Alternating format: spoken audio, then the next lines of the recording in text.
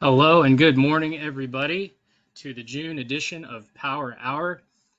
My name is Shane Singleton, and just by way of introduction here, I also have with me Rob Rajpal and a special guest today, Kevin Dunning. So very excited for what we have for you here today. Our topic for this Power Hour is going to be microgrids and as part of that, battery energy storage systems. And like I said, we have a special guest today to actually give a bit of a demonstration for us. If at any time today you have a question, feel free to throw it in the chat and we'll either answer it live here or get back to you kind of on the side.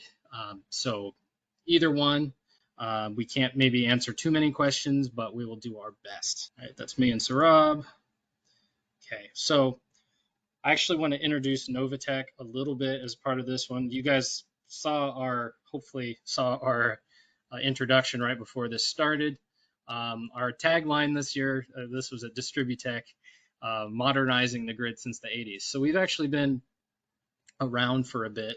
We've been focused on largely inside the substation applications. Like we started in communications, even writing like loadables for PLCs. And then also SCADA applications where you're concentrating that data in a really useful form and making it easy for the customer. So that's been our kind of home base to start from. But we've moved outside the fence as well. You can find this on our website on our applications page. But I just wanted to show all the things that we are kind of involved in. This is a graphic that's actually interactive on the website, so you can mess around with that. And if you're curious, throw something in the chat and we can actually drop a link to that. I meant to have that under here, a link to this page. But obviously, like we said, we have substation automation. So you're concentrating the data, but also you're doing things with it. If this, then that. Also, we're able to do things like with OEMs, but moving outside, there are things like Flizzr, things like SCADA, increasingly large SCADA deployments using Orions, even as the heads, and then automation of different things like shore power, electric rail, vaults. And intersecting with this is the subject of microgrids. So we wanted to talk about that with you today. Just a little bit here. So just with that brief introduction or reintroduction of NovaTech, some of you might not be familiar. Just wanted to cover what the big idea was today. So obviously we're talking about how they work, what they are, what they aren't, but also going to talk about automating them. And obviously we sell an automation platform, so we have a little bit to talk about there. We do have a new product to share, but really the headline today is we have a microgrid to show the automation system on live. So that's very exciting, I think. So the next thing I'm going to do is actually share a poll. As I was researching, though, on this, it was kind of interesting as I had to answer this question for myself. What actually makes a microgrid? It took a minute to kind of solidify that. All right. Thank you, everybody who voted. Okay. Most of us don't have any experience with microgrids. And then maybe in secondhand are kind of next. And then excitingly, some of you have some firsthand experience. So maybe I'll just give you guys the microphone and you go ahead and share. Just kidding, but let's move on. Thank you for participating in that poll. Hopefully, and actually, you'll at least be able to move your experience to secondhand after the end of this, because you're going to see a real one operating today. Let's just dive right in.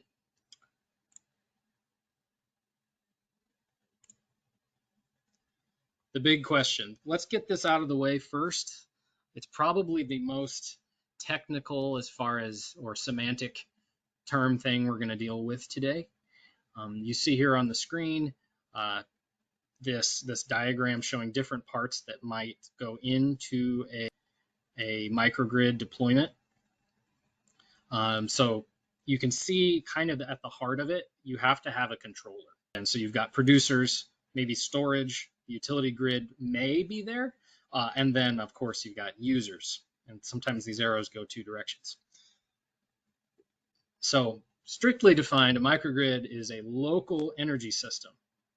So you have the different elements here. You are generating power, you are distributing power, and then you are also managing yourself independently from the larger grid, or at least you have the ability to. So it typically will include power sources that are like a solar panel or a wind turbine. Doesn't have to. And then you'll often have a generator, some sort of other fuel. You might have something like geothermal, a genset, right? And then very often they'll have some sort of storage. You technically could do this if you had a controller and multiple sources of generation. A controller, some protection. You could do this without storage technically. So that's an interesting thing. The big idea here though is they can operate. They have a central controller. They can operate islanded, and they are designed basically to provide additional resilience, some additional efficiency, maybe some additional sustainability in your design. So you want to be more renewable in your local area, maybe comply with the regulation, or maybe actually have a pure cost benefit, as we will see later. So some areas where this might be used, you might be in a rural area, you might be in a hospital, you might be a military base, college campus. But again, just to summarize that, they're often a localized system that can operate independently. There are clear lines of demarcation between it and the other grid, such that it can operate and manage itself in an islanded mode. But that being said, there's a ton of nuance and a ton of different types of these. We'll attempt to categorize them today, but you'll notice even that the categories themselves are a bit fuzzy. So that is kind of the most hard line we're going to draw on what microgrids are today. And now we're just going to have some fun. So moving to the next slide. Here is an AI generated cabin on the right. It's representing our remote microgrid.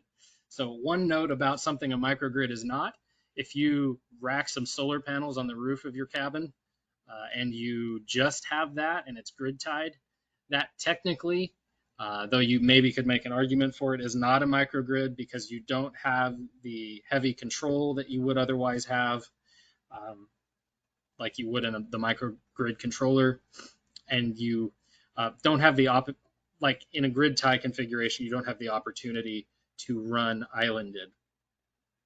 Now let's say you added a power pack on the wall, like a battery storage power pack. That's the easiest thing in this example. If you did that, you now have a controller in the power pack.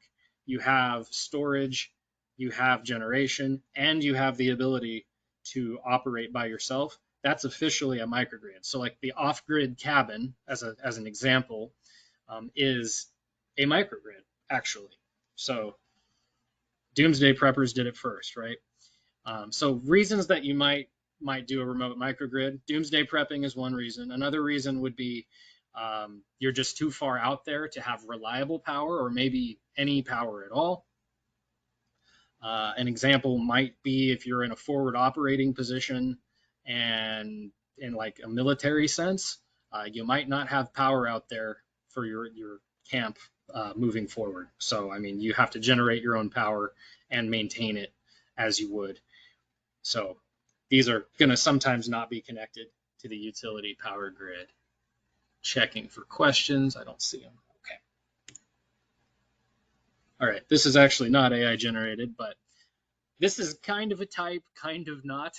It's just maybe the anti to the remote microgrid. You could have a grid connected microgrid pretty much anywhere. It could be far out there that has the grid, could be down the street that has the grid, could be your house. If you have that same solar panel and power pack in suburbia, technically that's a microgrid, but you're definitely grid connected. So that would be one example, but maybe a different example would be a hospital that wants to have, some more resilience. So that would be an example of a grid connected. There are some overlapping circles here in these categories, but that would be maybe a couple examples of grid connected. You might want to have zero downtime, and so you think you want to be even more at 99.9% on time. You cannot bring your operations down, so you have storage and a controller at your facility that technically is operating as an island. That would be a microgrid. So let's go to the next one. This is an interesting one too. You can have community microgrids, and a community might be a neighborhood subdivision. It might be a business park, might be a couple of businesses or something like that.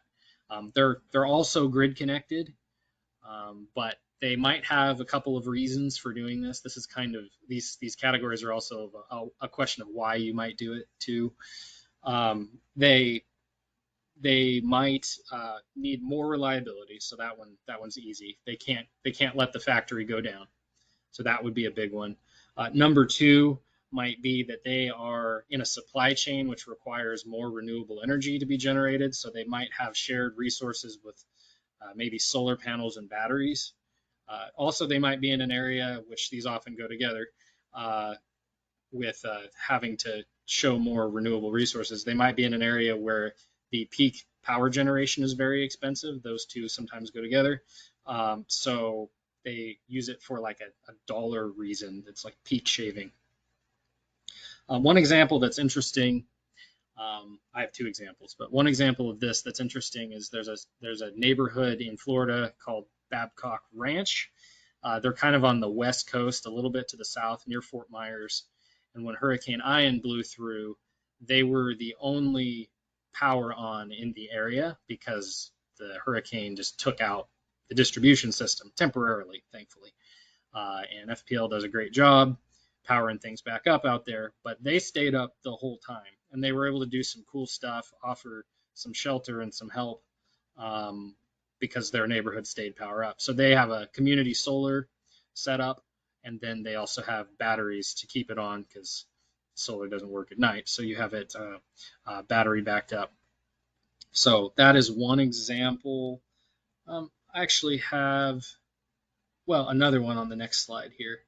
But in the case of Babcock Ranch, that's actually something you can read about. It's kind of cool. I think they spent a pretty penny on it too, so it's not like, you might ask why that's not done everywhere yet, and it's because they definitely invested in it, but it was kind of a victory for them. So they showcased operating independently from the grid. They also showcased being more resilient than the grid. So that was kind of a win for microgrids. And of course, they're dealing at like a full protective relay setup at this point because they've got this shared resource that they have to control. They've got interties with the grid they have to control. So pretty complex control system for them as well. All right, I believe you might recognize what's in the background here. This is a solar array out in the desert.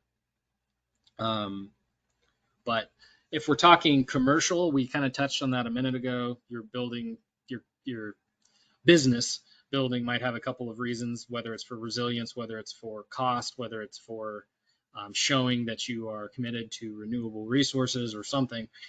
You might have a microgrid of your own that can stand on its own, keeps your lights on, keeps those different checkpoints happy that you're looking to achieve. Yeah, like I have carbon reduction initiatives here. Would have been a shorter way to say that. There's also an interesting one too. The utility can operate microgrids within its greater grid. So I have one example in the slide to follow here, which I'll get to. It's really kind of a cool success story. The local utility to me, share here, Evergy, worked with a couple of, well, it's a very major development. Panasonic is the headliner on it. So they're building, it's an electric vehicle battery plant, and this is kind of out in a rural area. They converted an abandoned, decommissioned, you might say, Army ammunition plant. And this Army ammo plant has been shut down. They had to do all this like remediation and hazmat stuff first, but they're putting in an EV battery plant. Panasonic came in and invested a bunch of money into a small town called DeSoto. It's actually the town I live in, and helped build a new fire station right next to them, of course, and did a bunch of park work here to be shown in green. Let me use that. Parks here in green. But also Evergy is partnering with them. This is a utility scale solar deployment here and battery storage. So this qualifies as a microgrid as well. They have a dedicated substation, multiple transmission feeds coming in, and their own battery storage. So it's 3,000 acres of storage, or solar, excuse me, and battery storage, which is not 3,000 acres. The battery plant itself is like, go find your largest Walmart and stack a few of them corner to corner and then on top of each other, and that would give you the idea of this battery plant. It's doubling the population of the town for as many workers are in it. And then other businesses are coming into this too. So this will keep the lights on at Panasonic, even if the other areas go down temporarily. And it also allows them to use renewable energy and invest in the community. So it's been a really cool project. Let me see though. No questions on this yet. So that is one example of a commercial and also utility scale microgrid, which it's not very micro, but it's its own kind of standalone entity to the best of my understanding. So they're going to be doing pretty well there. There's kind of another aspect of this too. These were kind of why questions and loose categories. There's some more maybe firmer considerations, some real life stuff, and I've asked Saurabh, because he's grounded in reality, to do the next section here. So Saurabh, if you could unmute, I'm going to hand this to you. Okay, thanks Shane for covering overview of microgrids. I think that was great. Can you confirm if you can hear me? Yeah, loud and clear. Awesome, thank you.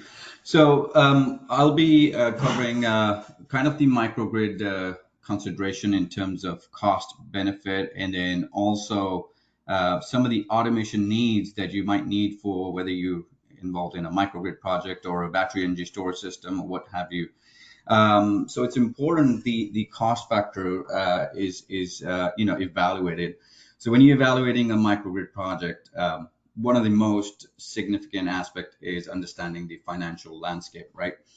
The initial capital cost includes like everything from solar, wind, battery energy storage system, the controls required, and if you are grid tied, then the cost to interconnect the grid. So there's a lot of cost involved when you're doing a microgrid.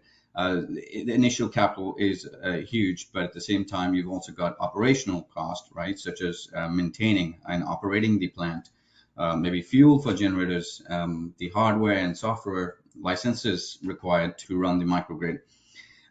There are other soft costs as well, such as, when you're doing a pilot project, the first project you're doing as a pilot project, you probably want to, by the time it's standardized so you can scalable, you can scale it to more of these projects. That's also some of the cost aspects to consider. At the same time, some of the rewards or benefits are applications like demand charge reduction, right? So you could store energy during off-peak hours, maybe discharge during peak. Some of the customers are using for demand charges so they can omit some of the higher cost on the energy bill, so they can, they're self-reliant and kind of just using the grid power when they have to avoid some of the high demand charges. The second benefit, you could probably have it from using your own little microgrid, would be energy arbitrage, where you could buy at a lower cost, maybe store it using batteries and use it for your own consumption, or maybe sell it at a higher rate, right? You're also resilience. So during blackout, I think one of the examples Shane gave, especially for critical loads, you could be self-reliant, especially during, the blackouts. There are some social benefits too as well. So some of the underserved communities or remote area, like rural development and disaster recovery as well. So all of those are some of the benefits, and not limited to what I've on the slide, but there are other benefits too, depending on what you're looking for in a microgrid deployment. Can you advance to the next slide, please? Thank you. So this slide kind of covers on what are some of the consideration when you're deploying projects like these? What are some of the controls and automation features that you're looking for, right? So you may have one or the other sources of generation. You could have, a PV, you could have batteries, you could have wind, you could have, the usual substation devices involved in it. So, I mean, the idea of it is the control and automation are basically the heart of a successful microgrid and BESS system. We typically gather all the real-time data from inverters, batteries, relays, wind turbines, all the data from the grid, and then you kind of create the unified view of the system. And once you have all the real-time live data, then you can make some intelligent decision making using logic engines, right? And you could automate action like load shedding, maybe islanding, sorry, or maybe dispatching of the batteries. I mean, we'll see an example soon on a battery energy storage system. So stuff like that is important when you are looking to do automation and controls. The other big factor is archiving your data, right? So archiving your alarms and sequence of events helps you to have full traceability in case a fault occurs in the system, right? So you can actually go back and look in the events. If they're all being archived in the system, so you can easily pinpoint what happened and in what order did they happen. Some of the advanced automation can be incorporated with weather forecasting. So, you're generating based on weather forecasting. Also the load prediction. And then you could also do market pricing based on some of the website you can integrate the automation tools to and make the system even more efficient.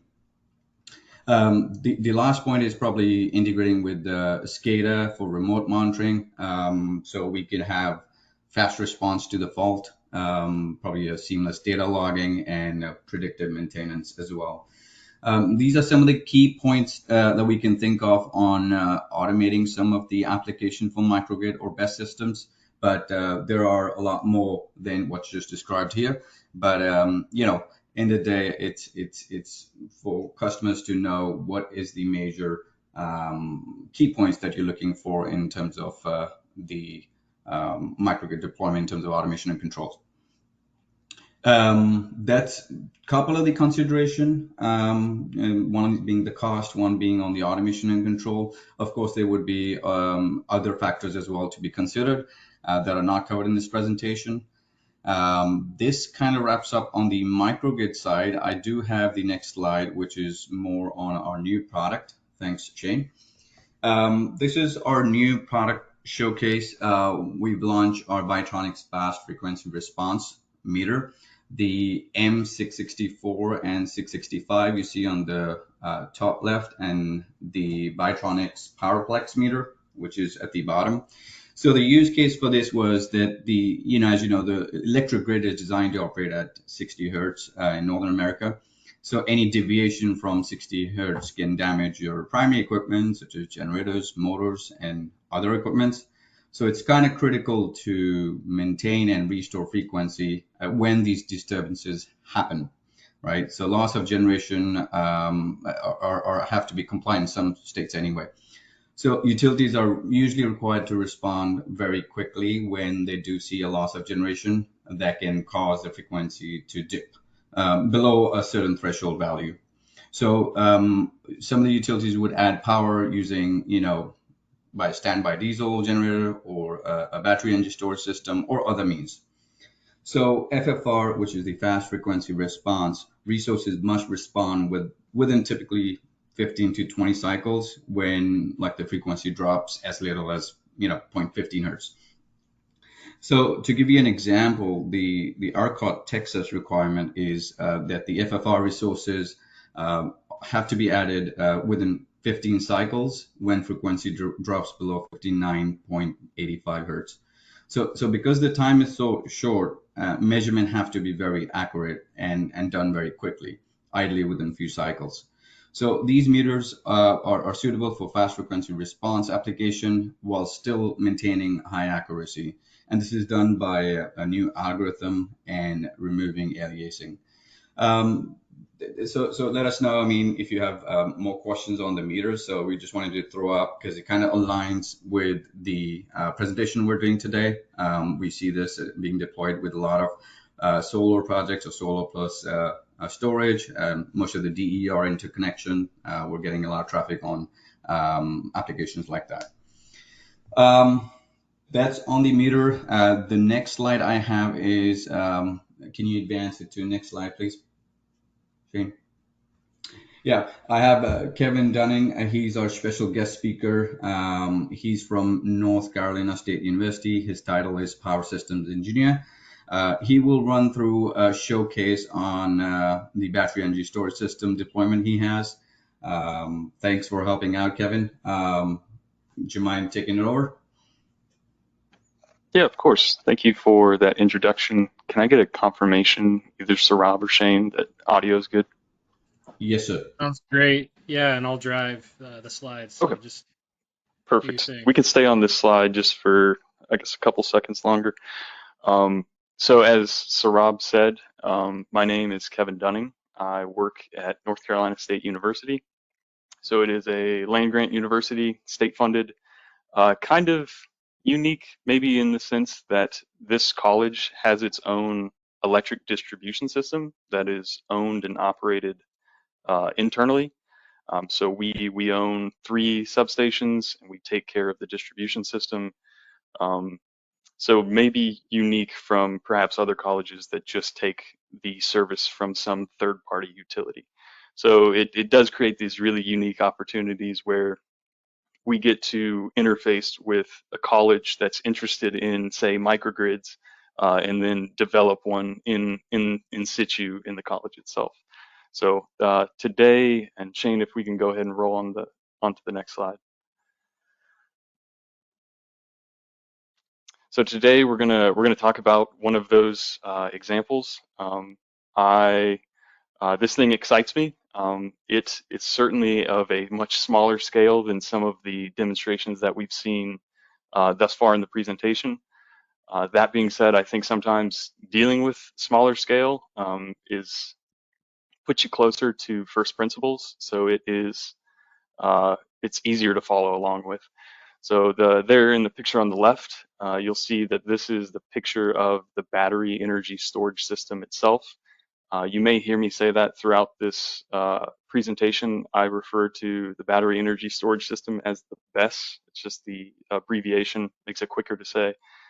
So there on the left is a photo of it. Honestly, it's a little bit anticlimactic. It's just a Connex box, a small one at that. You can see a chiller in the background for rough size. Inside, you can think of it like 4 quadrants. 2 of the quadrants are the batteries themselves. One is the inverter, the power conversion system for going AC to DC and DC to AC. And then the 4th is kind of like a controller. There on the right is a nameplate for it.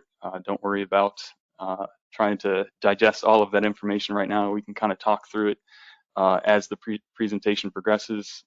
If I didn't have a photo on the title side, but that is my reflection in the nameplate, if that counts for one. So I guess I'll take one step back and say kind of like high level what the hope for today is before we dive into kind of the SCADA and the automation portion for this battery and how it ties into quote unquote microgrid on one of our distribution systems. I thought it might be good to paint the physical framework of how all of this is connected. I know personally for me, if you just like throw a SCADA system up on the screen and start yabbing, if I have no frame of reference for like how that applies in the real world, either lose interest or just can never catch on. So for those of you who are excited for the SCADA portion, thank you. Please hold on, we will get to that eventually. And for those of you who are afraid of it, I'm right there with you, but we'll get through it. So to go back to the nameplate, just some other high-level information on this battery itself. It is a lithium iron phosphate battery. It's the battery type actually on the nameplate just specifies lithium ion, but it is LFP. Some energy information. You can see that it has 430. Wow, it was out of focus, but now it's in focus. So I don't. Shane, you worked magic. Thank you. The battery capacity is 430 kilowatt hours. So it has a max discharge rate of about 250 kilowatts. So just quick back of the napkin calculation, that means you can run this thing flat out for about 1.5 to 2 hours, or a little bit less than 2, I suppose. So yeah, just some information on the battery.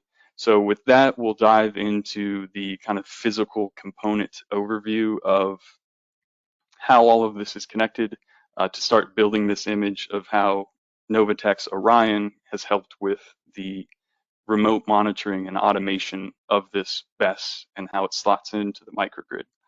So with that, we can roll on to the next slide.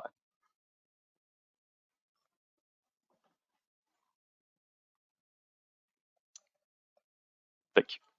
Perfect. All right, so quick overview of NC State and our 3 distribution systems that I referenced earlier. I recognize that probably most of you are not from North Carolina, so like a map of a unfamiliar location is just overwhelming, so don't worry about all of the trees and figuring out where on I-40 we are. Kind of the hope here is to give you a sense of scale of what we look like in terms of distribution systems. So that outermost circle, you see we're just looking at a 3-mile radius. So really fairly close quarters, fairly tight. We have 3 campuses. The first in the top left is Centennial Biomedical Campus. We call it CBC. There's a substation there that we own and operate. We take transmission voltage at 230 kV from the local utility, Duke Energy. So that's CBC. There in the middle is something that we call main campus. It is the largest and of our 3 campuses. It's also the first. So if you attended school back here in 1887, it would have been on main campus. Likewise, it also has a substation that we take delivery for. So this third and final campus there in the bottom is Centennial Campus. And Centennial, I think it was erected like 100 years. I think that's where it comes from, 100 years after the establishment of main campus.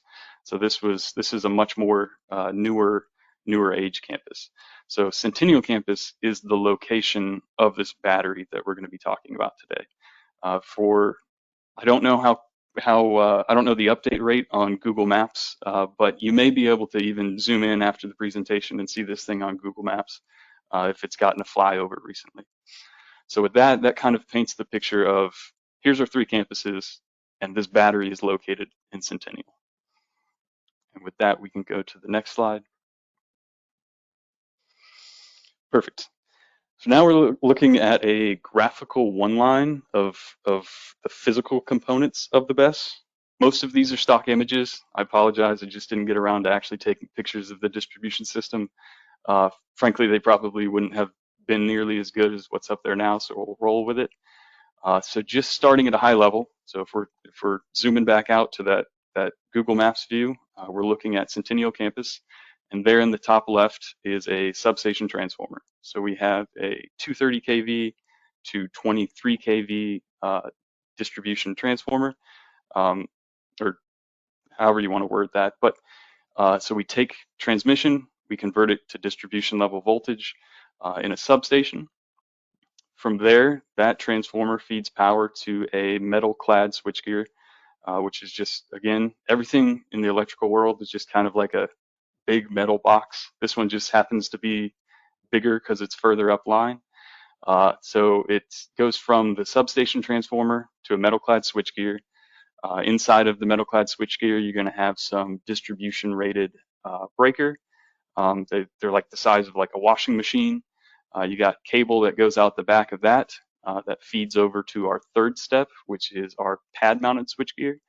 So just a scaled-down version, in a sense, of what we have on the left. And from the pad-mounted switchgear somewhere in the field, it feeds a pad-mounted transformer. So these pad-mounted transformers, most people probably aware, these are kind of service points. You might have one transformer per building, which is pretty typical on our campus. Maybe if you're working in the commercial world, you might have 2 or 3 businesses fed off of one of these. So in this particular instance, we have a pad-mounted transformer that feeds power to one of the buildings on Centennial campus, and we essentially just kind of tacked the BESS onto it. So the BESS ties into the secondary side of a building's transformer. To speak to it, this is by no means like a standalone type system. I think the building transformer alone is 3 times the size of what the BESS can put out.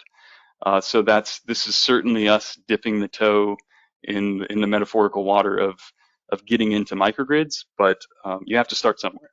So from the secondary spades of this microgrid transformer, it is where the BESS AC lines are connected.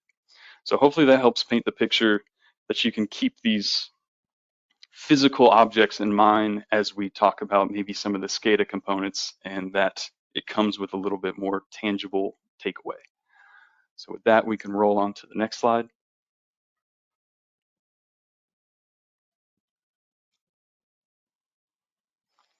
Perfect. I always like to start with the why, and that's kind of what this slide is, or the next 2 rather. So why would we install a battery if we can't use it for, say, islanding purposes? So for us, it's there, the top bullet, you'll see that the use case is for peak shaving. So for many of you may be aware, for those of you who aren't, peak shaving is a way of saving money depending on what your charge from an electric utility might look like. For us, for homeowners, this is really not something that you ever crosses your mind, because you essentially get billed for how much energy you use in a month, and that's it. NC State gets charged for how much energy it uses in a month, but on top of that, there's also a demand charge for the single highest 15-minute period over the course of that month. So, and it's for every kilowatt in demand, you're going to be paying a certain amount for each kilowatt. So there's an incentive to essentially shave that peak off. And when you shave that peak, it can lead to savings. And the reason that there's even a demand charge for large customers such as us is that it is obviously difficult for a utility if they have to ramp up production at 12 noon just because everybody's using a bunch of electricity at that one moment in time. So if there's an opportunity to kind of help flatten the curve, it makes it easier on the producers of the electricity to manage. Okay, so the use of the battery is to shave this peak. So currently, the way that we do that is that there's a built-in scheduler on the BESS that discharges during the historic peak time of the day for Centennial campus. So we're able to look back at the history of our electrical usage and see that our peak demand happens between 6 p.m. and 7:30 p.m. So fortunately, it happens in a palatable window of about 1.5 to 2 hours. So we're able to preemptively discharge to try to hit that peak. So the astute among you will already kind of be questioning the integrity of this method. Like inevitably, even if you manage to hit the peak 29 out of 30 days in a month, if you have a freak incident and it happens, now the peak happens at 5:45, well, 29 days gets thrown out the window, you've set a new peak, and you've lost the savings for that month. So that'll be something that we dive into just a little here in a little bit. But just to paint the picture of how we currently discharge, this is what it looks like. We have a scheduler, and it's on a time-based basis. And then the final bullet point we touched on a little bit when we looked at the nameplate itself at the start, but this is just to give you kind of a frame of reference of how this slots in reference to other demands. I know sometimes if you don't have a passing familiarity of like what a kilowatt constitutes, sometimes it helps to throw percentages on things. So that's what I've done here. So Centennial Campus has about a 15 megawatt peak. And I may have done the math wrong, but I was actually surprised to see that this battery can actually put out 1.5% of the campus peak. But just to give you a frame of reference, this thing is by no means going to be carrying campus in an outage. So that's why, at least for the current term, peak shaving is its use. Maybe sometime far in the future, there's a master campus plan to have a bunch of these batteries online that can work in unison. So, and the final bullet point is just kind of showcasing that the capacity is 430 kilowatt hours, so you get about 1.5 hours of peak discharge. So those are some numbers. We can move on to the next slide where we'll look at costs. So cost savings, this is the why. I'll try to breeze through this, but so if we're shaving 230 kilowatts every month off of our peak, even though it's small compared to the max, we're looking at about $20 a kilowatt, at least for our current electrical setup. So that's roughly $4,500 a month. So lifetime savings over 10 years.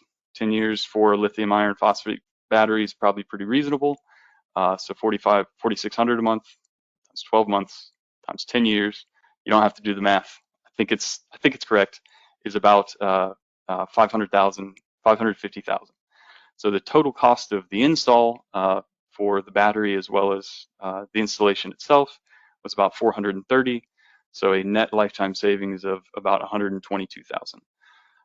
That's, again, just some back of the napkin calculations. You can also factor in that this is the first of its kind, so it's always going to cost a little bit more, as I'm sure all of you are aware, have had experiences with. So like, as you work out the kinks, hopefully the cost goes down.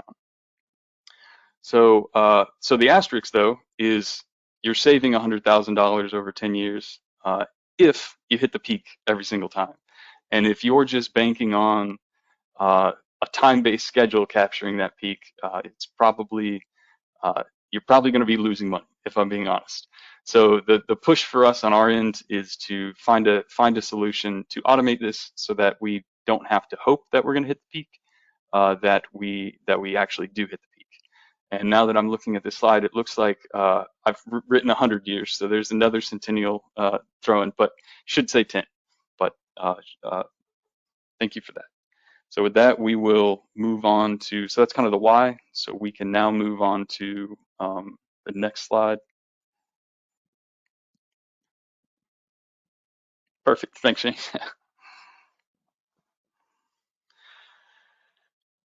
Okay, before we talk about solutions, we'll talk about the limitations. We've touched on them a little bit already. Schedule-based dispatch is not the most ideal for capturing the peak. There on the right is a photo of what the onboard scheduler looks like. You can set up, you see that you have rows, time 1, if you wanted it to begin, say at 1 a.m. in the morning, that's where you'd set it. And you can, there on the far right, you can see the mode that it's going to be operating in, charge or discharge or stop. So this is good, but it does require making a site visit to make changes, which is annoying.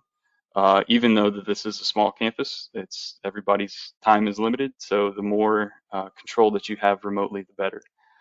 The second shortcoming is you can program this to discharge at, say, 50 kilowatts.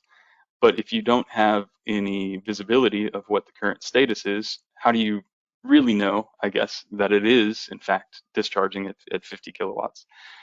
So another limitation is not knowing the current status of things, let alone, especially if, let's say, like the alarm for a fire system is going off. So, and then the final point's no ability to control the system remotely. So those are some of the limitations, and then we'll kind of talk through in the next 2 slides how NovaTech's Orion has offered ailment to help alleviate some of these shortcomings.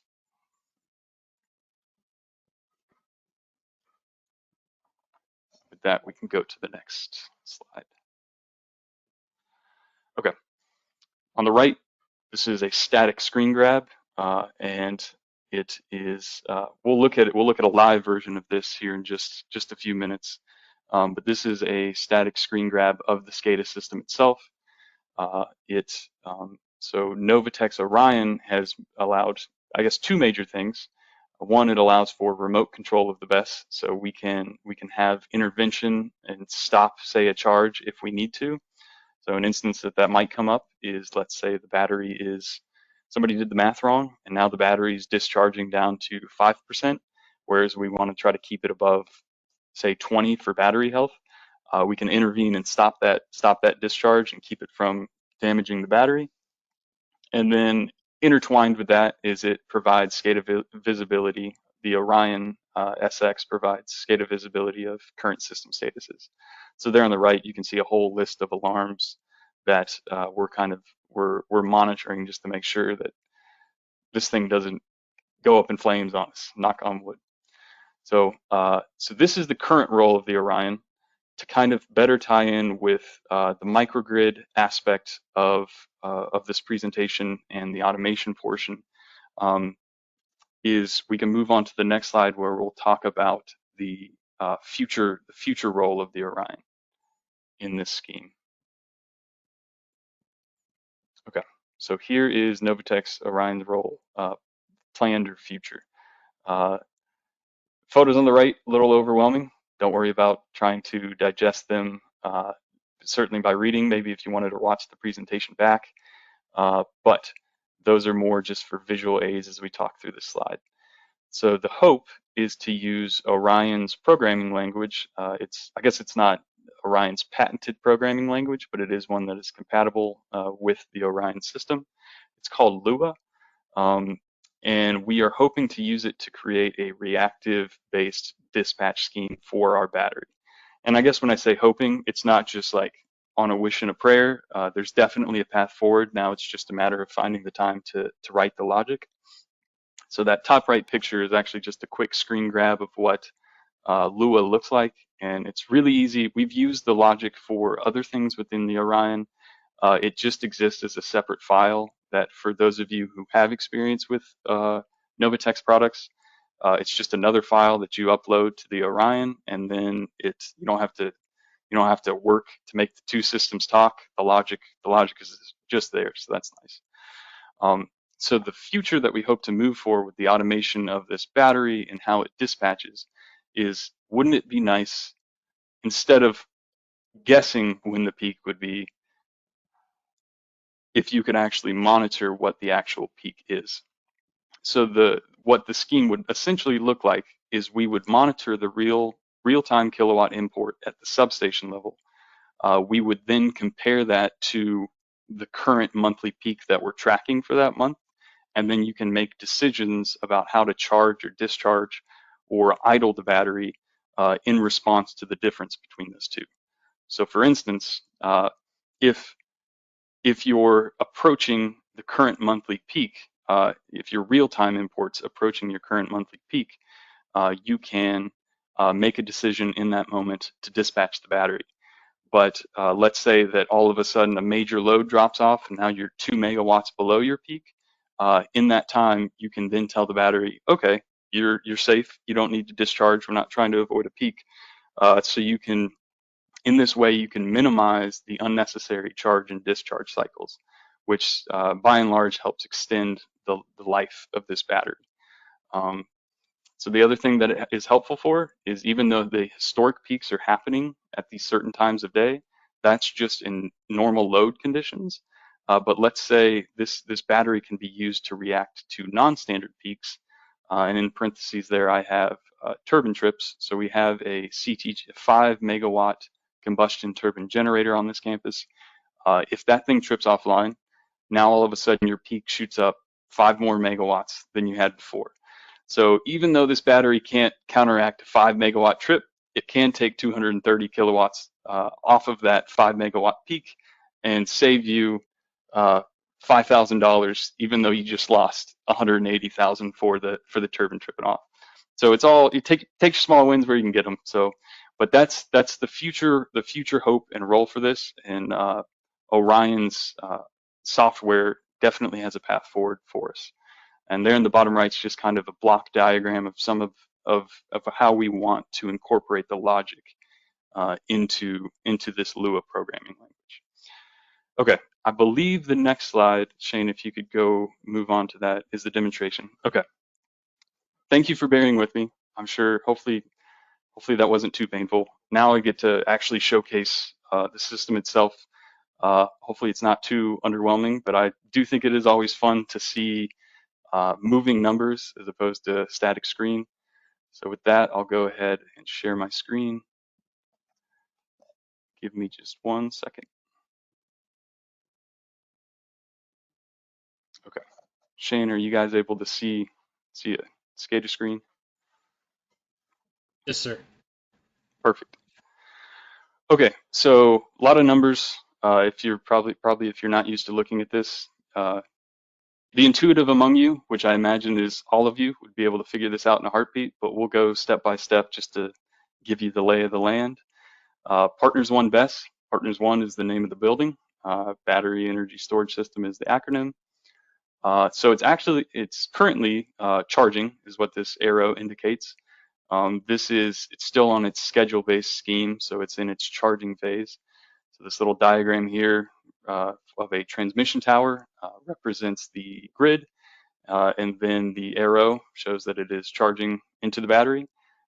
One fun thing that I like is that you have multiple colors over here. So in this middle range, it's yellow, and then as soon as it gets to, I don't think we'll see it during this presentation, but once it gets to 80%, it'll turn green, and likewise, if it gets sub 20, it'll turn red.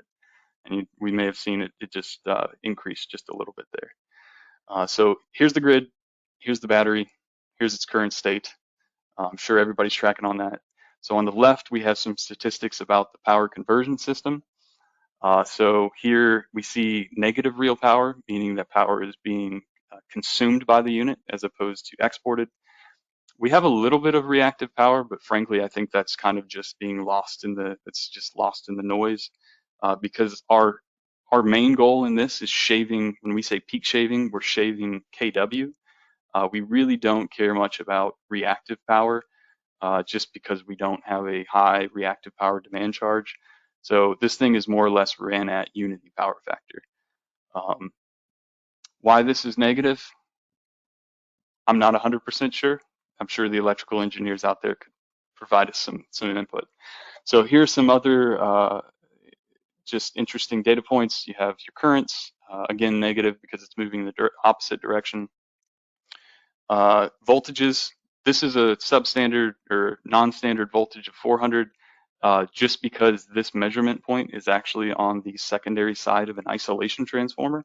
So the grid voltage is actually 480 volts, but on the other side of this 480 to 400 isolation transformer is where this measurement comes from.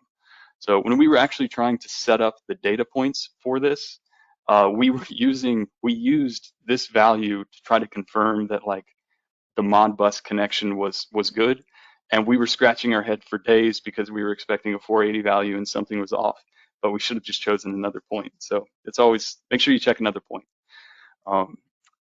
So a couple other statuses, whether or not the power conversion system, so this is your inverter / rectifier, is either standing by or operating.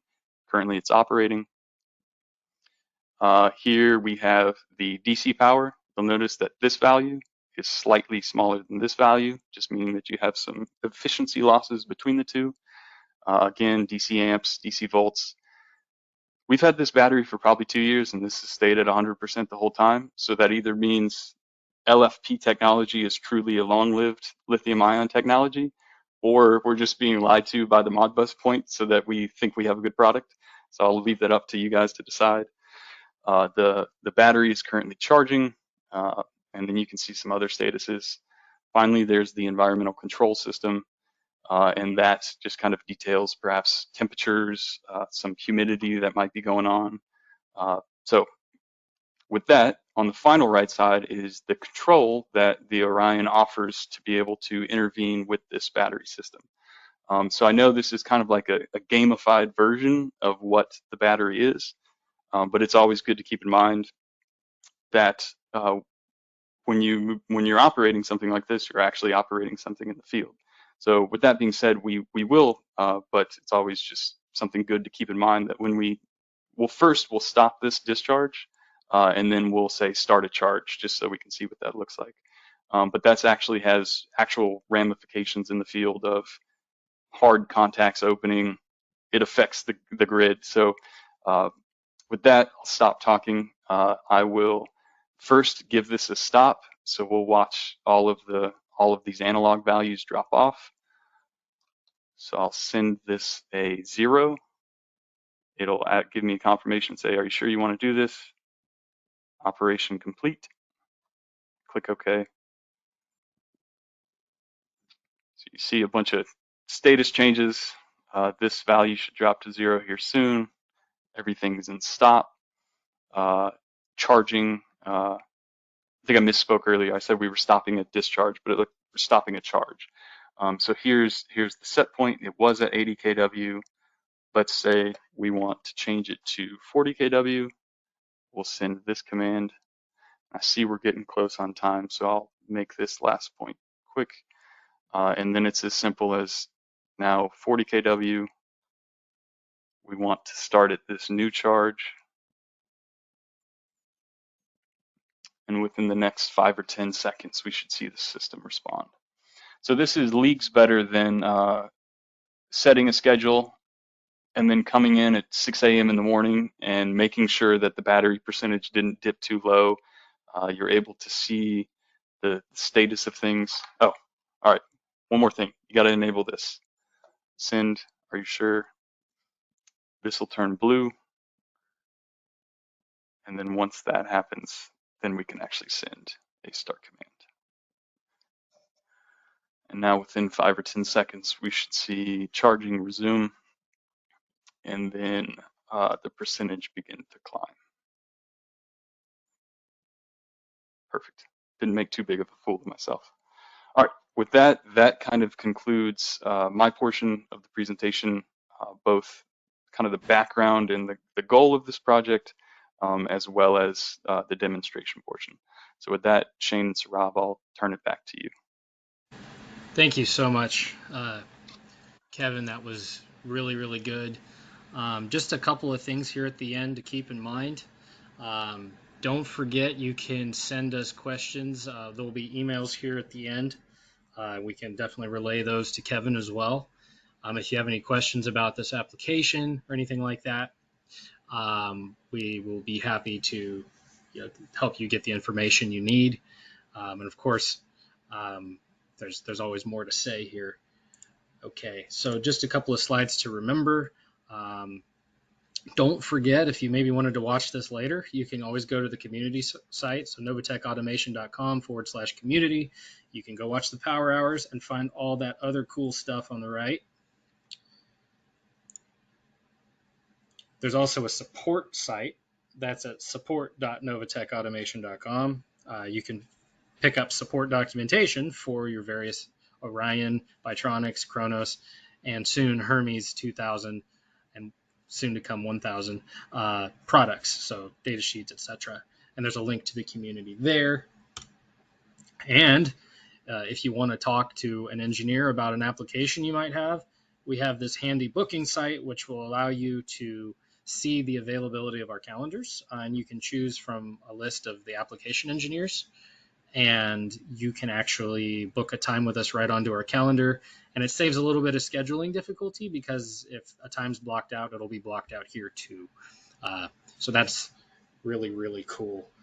We are running out of time here, so we will have to follow up with any questions. So that is going to be kind of a follow-up later, but here are the emails for us.